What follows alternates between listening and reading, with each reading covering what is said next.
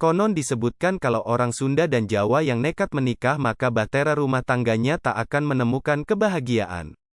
Mereka akan banyak diterpa masalah dan berujung pada kegagalan rumah tangga. Kendati demikian hal itu rupanya masih sekedar mitos yang belum dapat dipastikan kebenarannya. Faktanya sekarang ini banyak pria Sunda yang menikah dengan perempuan Jawa begitupun sebaliknya tetapi rumah tangganya langgeng. Kendati demikian ada sebuah cerita kenapa orang Sunda tidak boleh menikah dengan orang Jawa yang katanya karena berawal dari sebuah dendam di masa lampau. Mitos larangan menikah antara Sunda dan Jawa itu berawal dari Perang Bubat, yang terjadi antara Kerajaan Majapahit dan Kerajaan Sunda pada 1357. Kerajaan Majapahit masih berkuasa pernah terjadi konflik yang sangat pelik dengan Kerajaan Sunda. Perang Bubat awal larangan orang Sunda dan Jawa nikah konflik tersebut berdampak terjadinya perang dahsyat yang bernama Perang Bubat yang berawal dari keinginan Hayam Wuruk Raja Majapahit untuk memperistri Putri Dia Pitaloka yang merupakan putri dari Kerajaan Sunda.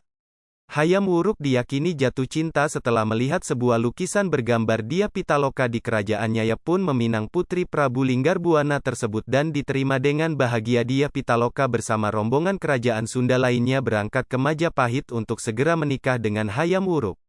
Akan tetapi oleh Pati Gajah Mada hal itu adalah kesempatan untuk menundukkan kerajaan Sunda yang belum ditaklukkannya dalam rangka memenuhi Sumpah Palapa. Rombongan kerajaan Sunda pun diserang oleh pasukan Majapahit di daerah Bubat yang kini berada di wilayah Jawa Timur. Rombongan semuanya tewas terbunuh termasuk Prabu Linggarbuana dan Dia Pitaloka yang memilih bunuh diri.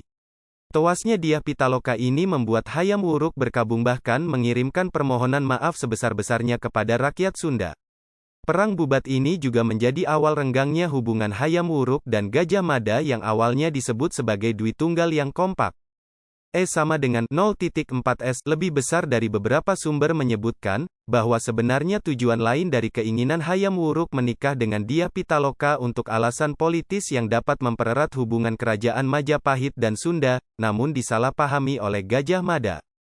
Entah benar atau tidak, setelah peristiwa itu, karir Gajah Mada terus merosot hingga akhir hayatnya pada 1364. Demikian pula dengan kerajaan Majapahit yang terus mengalami kemunduran, ditambah dengan meninggalnya Hayam Wuruk pada 1389. Peristiwa itulah, yang menjadi adanya mitos adanya larangan orang Jawa menikah sama orang Sunda. Meski hanya sekedar mitos, namun masih saja ada orang yang mempercayainya, tetapi tidak sedikit pula yang sudah menikah dan hidup langgeng. Wallahualam.